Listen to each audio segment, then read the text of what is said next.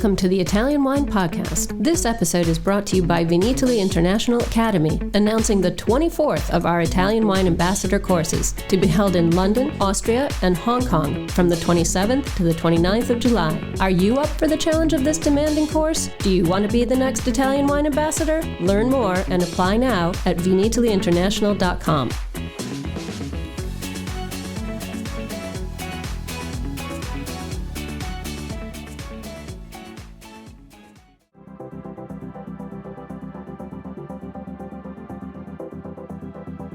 Thanks for tuning in to Get U.S. Market Ready with Italian Wine People on the Italian Wine Podcast. I'm Steve Raye, your host, and this podcast features interviews with the people actually making a difference in the Italian wine market in America, their experiences, challenges, and personal stories. And I'll be adding a practical focus to the conversation based on my 30 years in the business. So if you're interested in not just learning how, but also how else, then this pod is for you. Hello, and welcome to this week's edition of Get U.S. Market Ready with Italian Wine People. This week, I'm pleased to have as a guest Tara Empson, who's the CEO of Empson USA.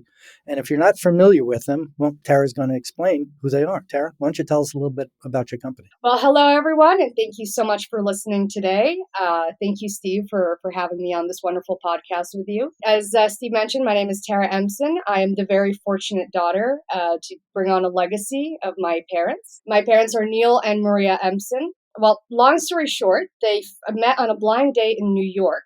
And they both told each other how they were never going to get into another serious relationship. And 11 days later, my father proposed. Neither of my parents came from a wine background. As a matter of fact, my mother was born in Rhode Island from Italian heritage. My father was born in New Zealand. But my mother studied at a very young age. She left home and she studied at the Accademia delle Belle Arti in Firenze. She was an artist. And my father was very passionate about cars, and we're talking about certain types of cars, which I'll get into. But this said, after my father proposed, my mother's dream was always to go back to Italy because that's where her heart was. And so they ventured there. They were in their 30s at that time. And my father, my mother was painting, and my father would go around Italy and search for these cars that Italians at the time didn't even know that they had or what they were sitting on. We're talking Ferraris, we're talking all sorts of cars. My father's passion was to tune these cars up and bring them back to life. And he would post the ad on the Herald Tribune and drive them to the south of France and sell them. When they would sell these cars, with that little money that they would make, they would go out and celebrate. And then that's how they got introduced to Italian wine. They would go to these restaurants and drink these wines. And, we're talking about a very different wine world back in the late 60s, early 70s. And a lot of their story was finding these wineries. So they would get in the car, drive around Italy, find these producers, shake hands, and start this relationship. And that's how they were introduced to the beautiful world of Italian wines. So obviously times have changed and handshakes do turn into contracts. But, we still represent some of the wineries that my dad himself and my mother would go around and scout to this day. So this is where their love for Italian wine started. Okay, so they're not involved in the business anymore. You're running it now. Am I correct? That's a trick question. My father will never retire, but I do the paperwork. I can understand that. Okay. And how many states are you guys operating in? Are you fully national or? Yes, we are. We are fully national, and but we also export wine in about 35 countries in the world. Export wines from Italy to other countries or from America? We have our main hub is in Milano, Italy, and then we have a headquarters here in Alexandria, Virginia.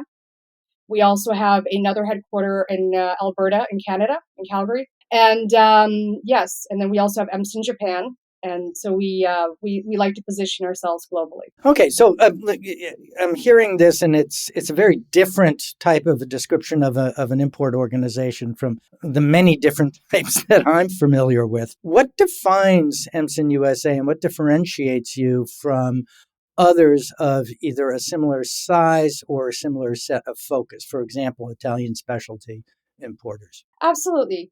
So for starters, we are present in Italy. That's where our main hub, our main headquarters are. So we're there with the producers. This always makes a difference for us in the sense that if we drive to the wineries, we meet face to face. I know technology has changed a lot of this, but we're there. We talk every day. We are connected with the wine world in Italy. So that is also very key, fundamental for us. We also have a very good, with the export and with logistics, we are involved. And I always think that this is very important for us. We're not separate from the wineries. We are there with them.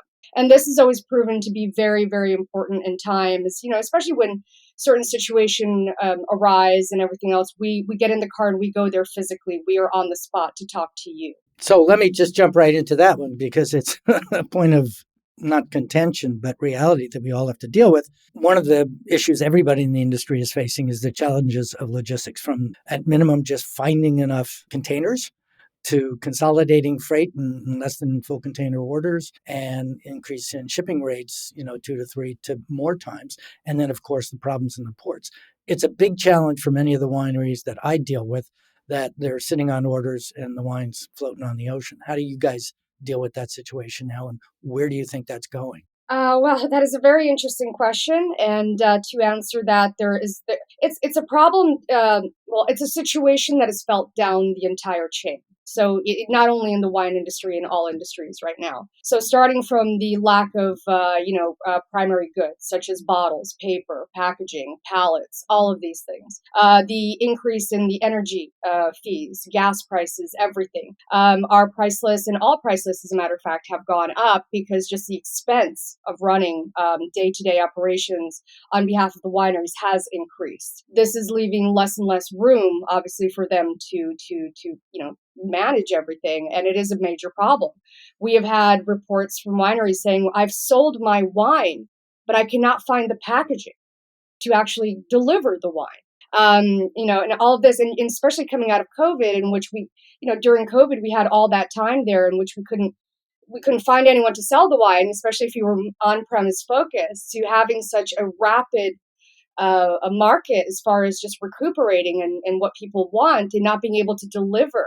It's almost like I'm sorry to say this, almost like a cruel joke, in some retrospect. But yes, this is there is a massive shortage of containers. A lot, during the pandemic, a lot of the goods came from China and other countries. Amazon, as we all know, took over. The delivery system took over big time, and so a lot of the containers were rerouted. The problem is trying to get them back. So, and also the costs. I mean, we've had exponential cost per container, and spaces and everything and weight. And even the other day, we just got a new price increase on containers. But to answer your question more specifically, there's a waiting line. Everybody is waiting in line. So I'm sorry to say this, even talking with our people who ship the wine for us at this point, even if you were to cancel an order, you'd only do them a favor. That's how backed up they are. That's how much pressure they're getting. And it's not just one, it's all shipping companies. Because remember, we've gone from a lot of independents to the big companies buying them up. So when you look at flexibility as far as shipping, you're dealing with, pretty much 4 or 5 main structures. Yeah, Hillebrand just got bought and consolidated into, I forget who did it, but something larger. So what are you guys doing about that? How are you dealing with it? What are the practicalities of how you're addressing, if not solving, that problem? Addressing is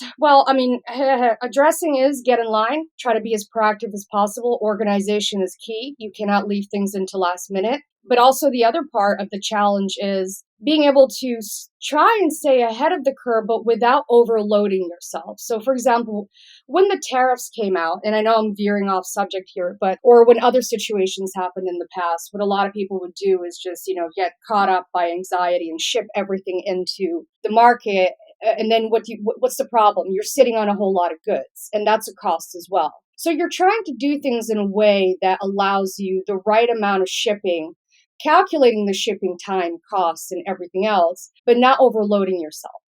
So that's something that's always the fine dance and the fine games of, not necessarily games, but the fine situations that we also try and be mindful of. because things as we have seen in the past years are changing day to day from moment to moment and everything else. But yes, we try, as soon as we can get a container, we block it. Whatever we have to pay, we have to pay. So two things can happen. The reality of this is one is out of stocks, and the other one is an impact on pricing as your costs go up. How are you dealing with the out of stocks issue? We see it in many stores, not just liquor stores, but grocery stores as well. I mean, different brand loyalty has kind of gone out the window. You buy what they have, right? That is very correct. We have that. We do have that problem. It is a problem I wish I did not have. We went from, having surplus to now being out of stock. So again, going back to what we were saying, but yes, that is absolutely correct. On all goods, by the way, whether it is hard liquor, whether it's spirits, whether it's, everything. It's, especially when you talk to restaurateurs, they're always out of stock on something and looking for replacements. So you are correct. There is a shifting brand loyalty. Is it permanent? I'm not sure. But, people have to sell. There is demand. So what are you doing as a company to address that problem for your products that are out of stock, or the opportunities for other products that are out of stock that yours may be a substitute for? So there are okay. So to be very blunt, with all fairness, we try to divide it in two. So we have our key items that we know we have to continue shipping because we do have a demand on such products. But when you go into the smaller, more esoteric type of products, it's difficult really to ship them because those are, whatever you get or whatever clients you have. So you do have that situation happening, and the out of stock seems to be present a little bit more on how can I define this? On smaller items or smaller wineries or niche products rather than the volumetrics, because those, you have a continuity. You also have bigger clientele.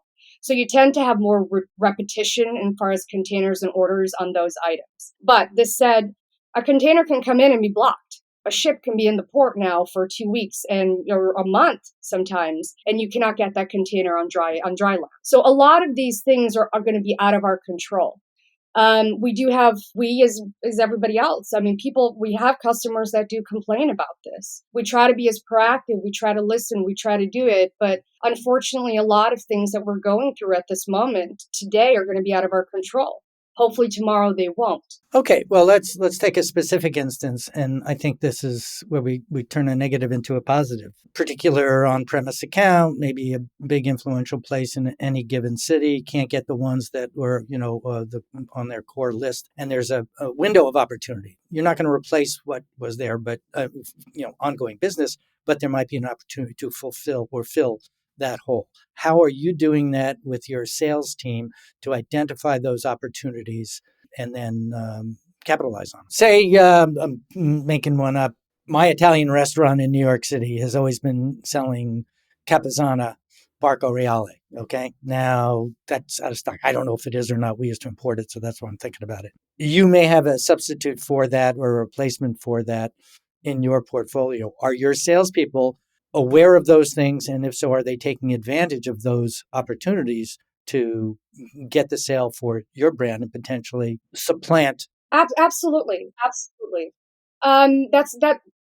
a very good question. We are. I mean, those are the relationships that our team have with specific clients. You walk in, you're like, hi, Johnny, how are you? How's everything going? You go through that 5-minute talk. Oh my God, I'm out of wine, this and this and that. And then, it's going, what do you need? What can we get you? And it's like, yes, I'm out of stock on this item. Do you have a Chianti Classico, or do you have a Sangiovese? And that's, if we can fulfill that need, of course, there are opportunities. Of course, my question through all of it is, a lot of these reports that we've already had, and the big question mark is when, because we mentioned that when Capizana comes back in, will they go back to Capizana or remain with our product? That is a good question. A lot of it is also the consumer. Is the consumer going to be bothered by the fact that they're drinking something else and be turned on by that? Or are they, as soon as Capizana is back in, are they going to prefer to revert back to what they know? Yeah, well, at basis or at its basic level, it's an opportunity to taste people on it, and you have resurrect the discussion, which may not have been possible before. Okay, let's go back. And one of the things that you explained to me when we had our original conversation, because of the history of your parents and your father particularly, You've had many of these wineries for over 50 years. Talk about that. Why that's important? Is it a benefit? Is it a good thing? And how has that progressed? And where do you think that kind of a concept of this relationship that you have with family to family sits in the world of wine, which is getting a little bit more cutthroat? No, absolutely. I love that question. And so for starters, yes, we have wineries that we are so grateful to be representing for over 40, a lot of them definitely 50 years. And why does that mean a lot? It means a lot because as you very well mentioned, in the world of today, relationships, they come and go. There's a lot of options out there. We are used to being almost at times having too many options of what we're doing. And when you say you celebrate 40 or 50 years, it sounds wonderful. But as everybody knows with relationships, what is 50 years? 50 years means continuing to trust each other, weathering the bad times, being there for each other, developing what is trust and unity and just just so many factors of being able to weather the storm and come out of it stronger together. And knowing that, it's not going to be a relationship that's here and gone tomorrow. And especially with, and that also translates as far as distribution. Our distributors, they love the fact that, you have a brand for over 50 years because, also for the distributors, there's, as we know, the distribution network is huge. And every other day when you're changing wineries, and for the client as well, you're coming in one day with this guy and the other day with this guy. Oh, we don't have them anymore. And this and that. So, when you have continuity, it says a lot. It says a lot for the person that you are, for how you take care of the people that you have and your partners. Yeah, I think as you described that now and prior, we're normally our relation when we're dealing with individual winery, usually it's a function of disagreement in terms of volumes, objectives, and revenues and margins, the business of the business, if you will. And those are still obviously always going to be important. But over a time period of 50 years, any given year where you meet or didn't meet, exceeded or didn't meet the objective, kind of pales in comparison to the overall relationship and how the families, connect and support one another.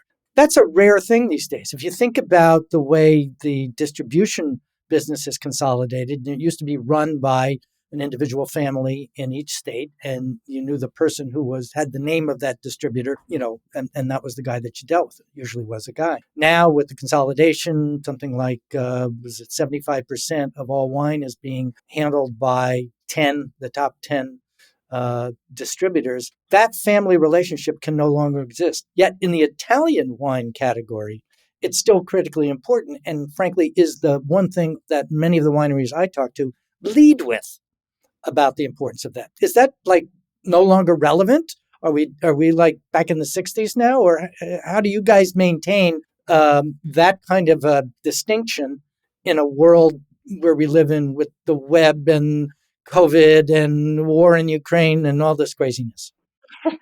It is important to have relationships, and it's important to be consistent. It's sort of like when you talk about wine scores, right? It's not about getting that 98 point. It's about showing that in time you've been consistent with your quality. You've been consistent with who you are. Because when you are consistent, there is trust. Whether it's Empson or co-brand or anybody else, that when that person walks in, that little logo, who we are, the consumer's not going to care, but the distributor cares because they know they know who we are. They know who they're dealing with. They know our way of working. And that means a lot, especially in a world of hectic changes, wines, independence, people trying to go direct, and all these small factors. And the fact that we also do a lot of the back work for distributors and for the wineries facilitates all that. So our role is changing. It will always change as an importer. Our role in what it was in the 80s is not going to be it's not what it is today, and it's certainly not going to be 20 years from now. But it is very much valued, the fact that there is a rapport. There is a way of working. There is a stability in that point of view, especially in a world, as we were saying, there's so much happening every single day. Okay. You had mentioned co-brand before. Who do you view as your competitive set? Not your enemies, but I mean people who are in a similar business to yours, carrying a lineup of wineries that are relatively parallel to yours. Who do you think you're? Well, there are many. There are many. Is there really an enemy in the wine industry? No. No, that's what I'm trying to say. This is not a negative question. It's sometimes you can get a little bit flustered because someone's ahead of the curve, and we always like to think that we're special and unique. But I have to say that there are absolutely some wonderful people who've done so much for the wine world. And going back, we have the utmost respect for Co-Brand. As a matter of fact, they also represent one of our wines.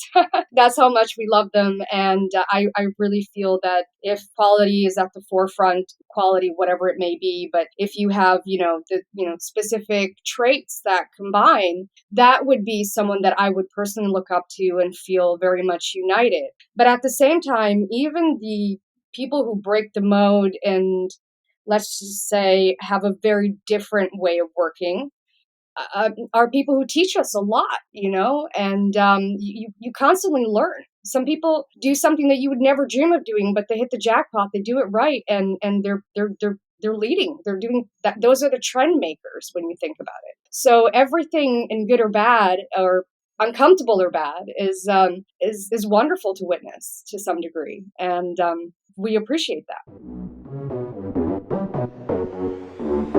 Italian Wine Podcast, part of the Mama Jumbo Shrimp family.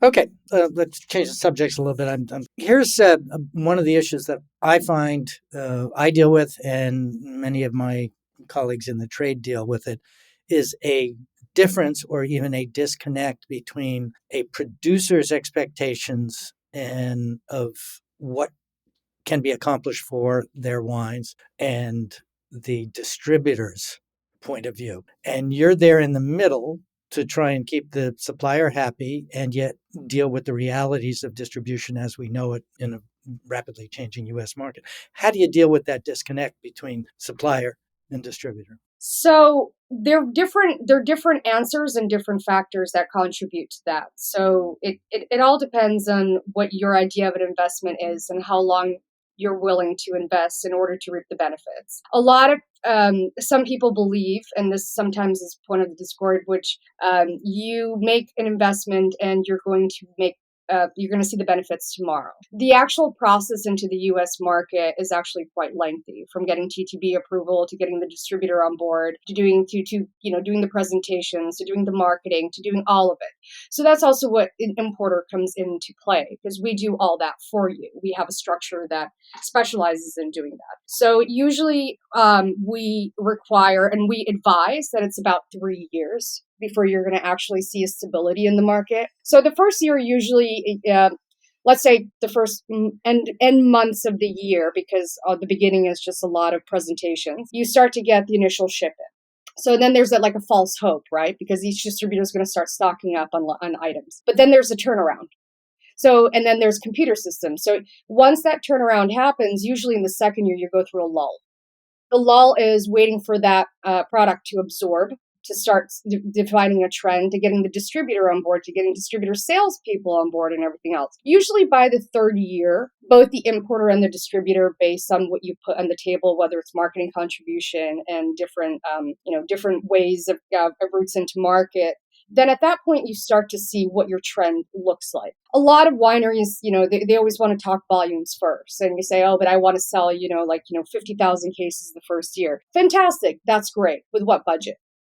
Because, the distributor, they've got a full portfolio. And, everybody wants to be at the top of the top. We always look at the icons and say, well, my wine's even better than theirs. Why can't I be there? Why aren't I getting the same attention Santa Margarita is getting? Right.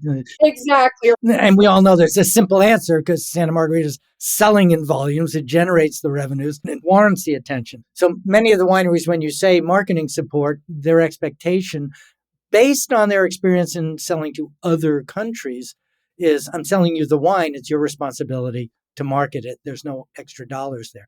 And as I talk to new brands, that's one of the things I quote unquote educate them on, that in the US, you're in control of what kind of attention your brand is going to get. And investment is a critical component of it. So that's part of the education of getting them ready for the US market. But let's talk about people who have been here a long time. Understand that. Are there changes in the way you're spending marketing support dollars, whether it's more or fewer in-store tastings, whether it's depletion allowances, whether it's discounts, on the front end, or how are you allocating that money? Social media and all these other things, which are more pure type marketing things. What are you guys doing at Empson USA that's different than what you were doing, say, 5 years ago? So 5 years ago, we were very active in, staff trainings and in person and a lot of those things. But obviously, COVID has changed a lot of that. Especially, we used to do a lot of buy the glass. Buy the glass, a lot of people have a negative connotation about it. But at the end of the day, it serves as a dual factor. It gets the consumer to taste it, which is the hardest part. And it also generates volumes. And then from there, you can start growing. So we usually, for example, one of the things that we advise, not all wineries, but we do advise, is start giving us a buy the glass price to get it in circulation. Because until it's sold, until it's tasted, we need to get a gauge on this. Everybody wants to be, top end on the bottle, on the wine list. And then, that allows us to position, start creating brand awareness. That's extremely important.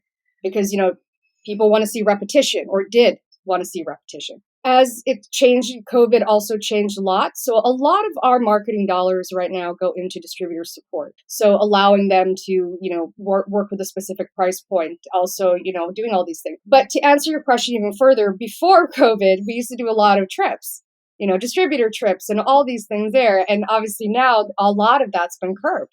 It's been curbed very much because, right now we're preferring to invest in just by supporting the distributor, because because of the three-tier system, it's the distributor who's going to get that wine sold. So does that mean that the role of what used to be the press, whether it's consumer press or trade magazines, magazines are not the coolest thing in the world these days, and we all get information in different ways. So you used to take people out, and we call them fam trips, and, you might have 6 to 10 or 12, or if it's a big consortium, might have 20 or 30.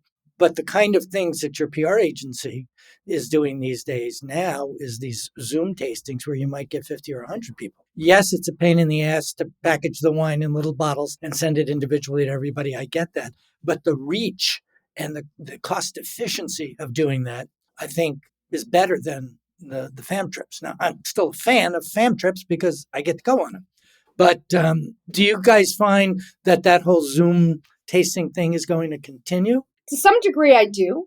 I do, because it allows more flexibility for whomever to participate. So you don't have to get on a flight. You don't have to make time. You don't have to take time away from your family or work. You can be part of it and still live that experience, even if remotely. So I do think that there will be a continuation for it. But, people are eager to get back out there. And I think if there is a good, smart, equal balance between things, you can potentially still have the in-person events. Because let's face it, they're different also types of personalities. I mean, with COVID, there were people who absolutely suffered, not speaking to another human being. And then there were other people who absolutely loved, the fact that they can just look. Finally can get something done.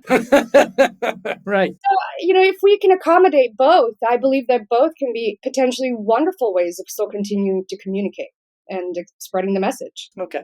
But in terms of budget allocation, are you shifting more towards one? Do you see that happening? That's an interesting question.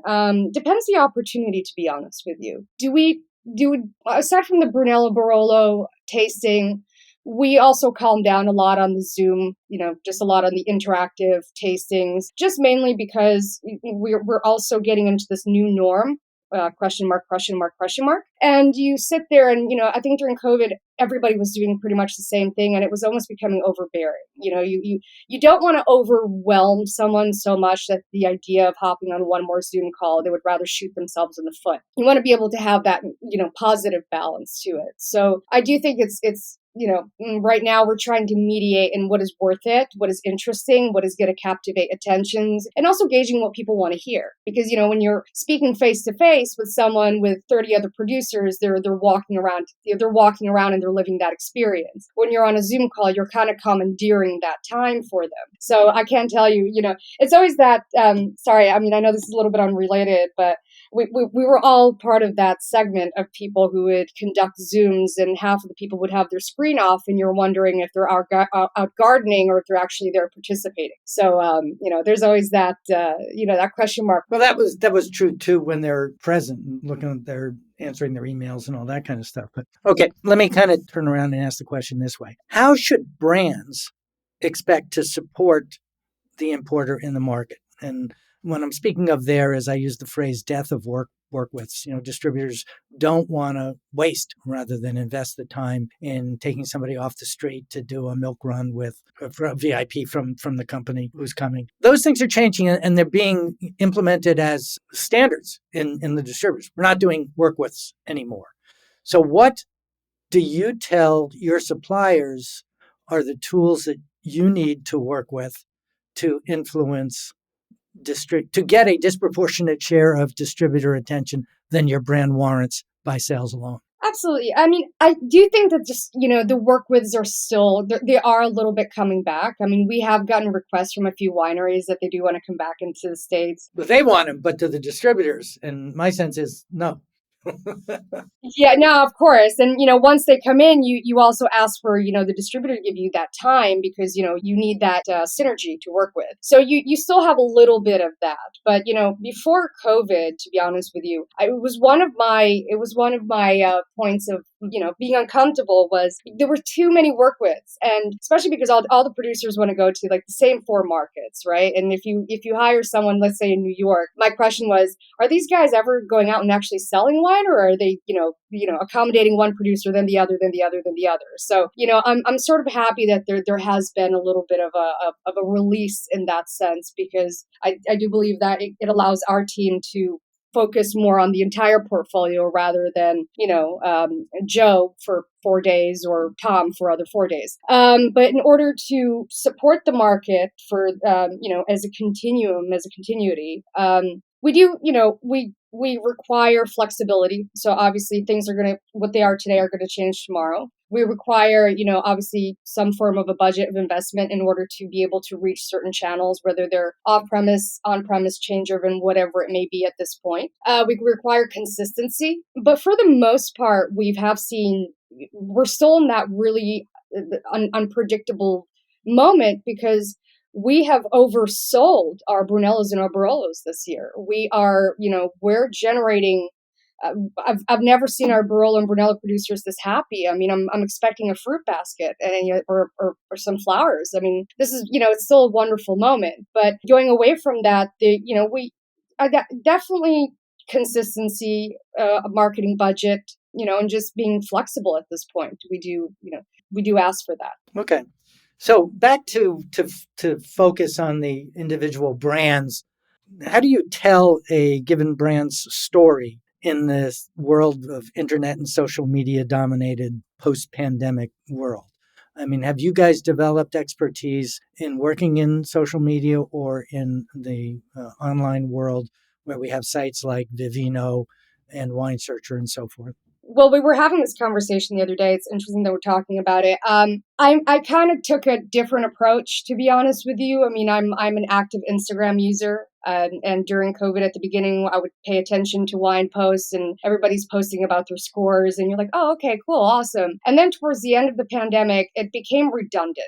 It literally became one of those things where everybody was doing the same thing. And it was almost like sensory numbness as far as that went. So I actually asked the company and I was like, guys, I think we need to put a hold on our social media right now, because unless we have a clear message or an educational piece, just boasting ourselves right now, I really don't feel that it differentiates. It might almost be, uncomfortable to some degree. But yes, the online world has taken over. The advice from the experts is give us as much information as possible and this and that. And although I do believe the online world has its benefits, at the end of the day, you're a search page amongst so many other search page. It's sort of like going on to, wine.com. When I go onto wine.com, I already know what I'm looking for. And it's a little, you always sit there and question, and you're like, well, the wines that you're suggesting, are they based on, would I like them? Are they based on a certain type of algorithm? How do I trust this? It can be a search engine that can literally take away 4 hours of exploration if you're that type of person, or it can be very stagnant as far as that goes. So there are pros and cons that I've witnessed through social media. Yeah, but if you're going to be in the conversation, then that's the point. Is you're either in the conversation or you're not, and if you're not, you're dead. So that's my point of view. You are, but I mean, it's the same question that I would do. Unless you are a winery that already has a very well-founded brand in the world of major online searches. I'm not talking about wine clubs and smaller ones, because I do believe that those have more of a visibility and more value, especially if you are not in the top 10 fabulous wineries of the world. But at the end of the day, you don't want to get lost in the endless pages of someone's library either. So, the great thing about the wine world is you can be anybody and still be part of it. What I love about our job is the storytelling, being able to be a mouthpiece, being able to go to a dinner and speak personally about these families and evoke that emotion. Because, we're drinking the product, but we're drinking literally people, not literally, but we're drinking that experience that we lived. And I feel that online, yes, you can go as far as being incredibly poetic with great pictures, but it's different to transmit really and get that eye contact, that gauge. And as we all do in our tastings, sometimes it's not about the wine. How many times have we poured wine and that person will stop us dead in the tracks and be like, I remember that beautiful trip that I took to Tuscany. I remember being here. Our car broke down. We went to the restaurant, had the most beautiful experience. And the wine almost goes into secondary motion, but that experience that they're living in that moment and that twinkle in their eyes, because it's all about us in our lives, right? It's all about our unique experiences. Really, they dominate everything. So, I mean, obviously, in a certain type of range. And that is the connection that I do feel is a little bit more difficult to get to grasp. Yeah, and I agree with that 100%. I mean, the way I phrased it, and it's true of every industry, but in wine in particular, if you can't bring people to Tuscany, how can you bring the experience of having been in Tuscany to them? The idea that there are different ways for people to interact. We've seen a lot of people doing, vineyard cams and real-time interviews with winemakers who are, out in the vineyard, and you can see the weather and those kinds of things. It's giving them the experience, even though you physically can't be there.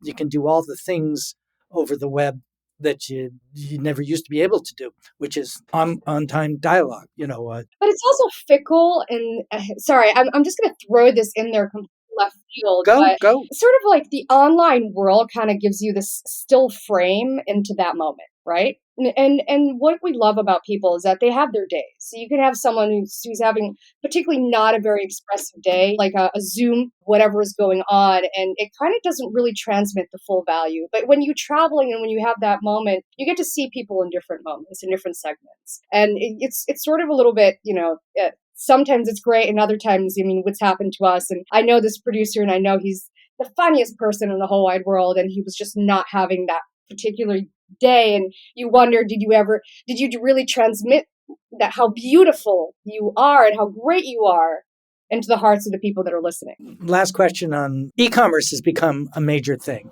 Certainly for domestic wineries, it's been the lifeline during the pandemic that's allowed them to sell direct to consumers, literally bypass the 3-tier system. It's legal to do that.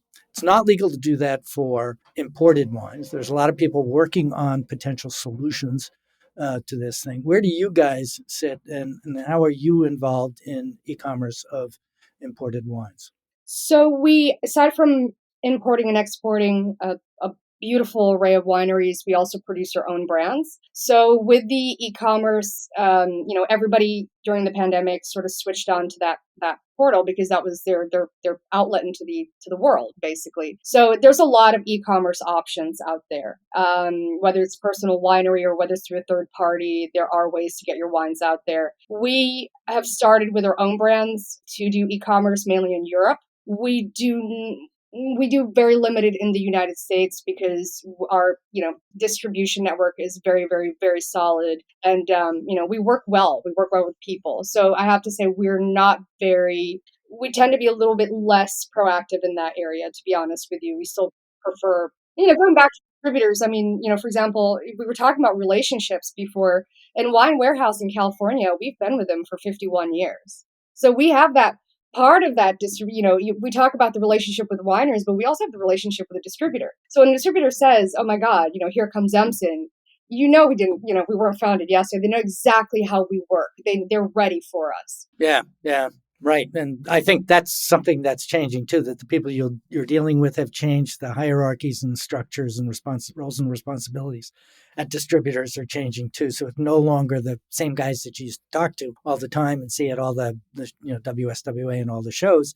There's new people playing. Maybe I've noticed that simply because I'm older. But anyway, back to summing up what I like to end my interviews with a question of, what's the big takeaway of all the things that we just talked about? Someone in the trade listening to this interview, what can they take away and put to use immediately in a practical sense? So in the practical sense, I'll give two different points here that I find fundamental just to advise everyone. So when we were talking about what wineries should expect and what they should do, working with an importer, we carve out a specific, we tailor make a program for the winery.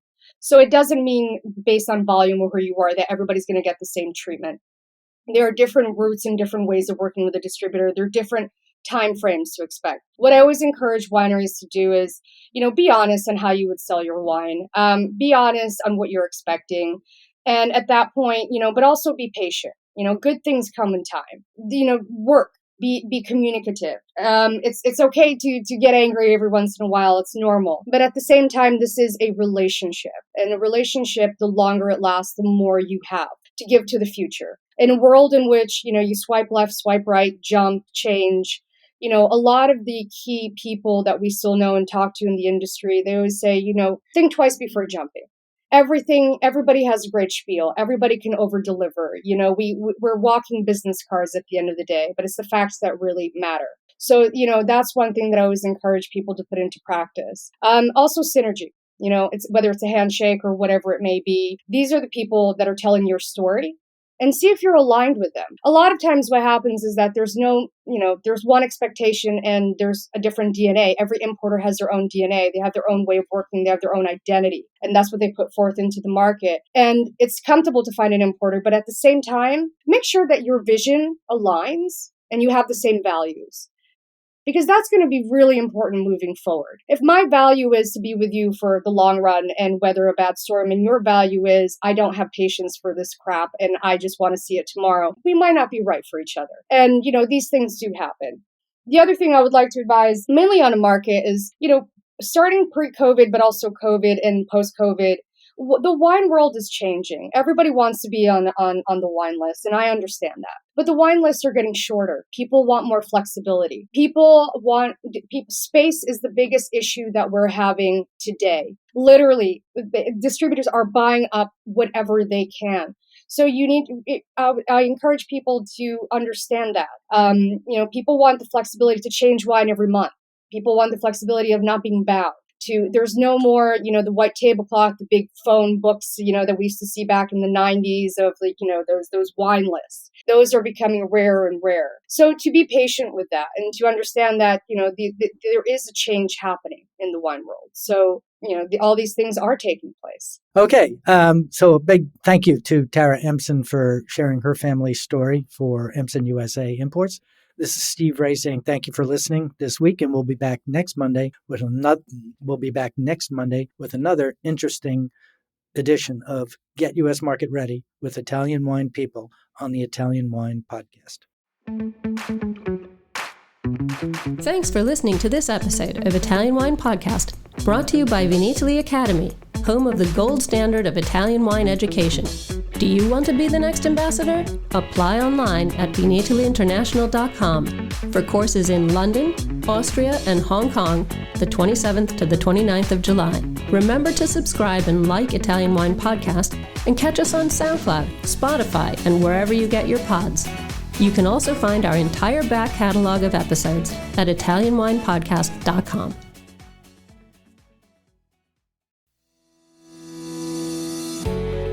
Hi guys, I'm Joy Livingston and I am the producer of the Italian Wine Podcast. Thank you for listening. We are the only wine podcast that has been doing a daily show since the pandemic began. This is a labor of love and we are committed to bringing you free content every day. Of course, this takes time and effort, not to mention the cost of equipment, production, and editing. We would be grateful for your donations, suggestions, requests, and ideas. For more information on how to get in touch, go to italianwinepodcast.com.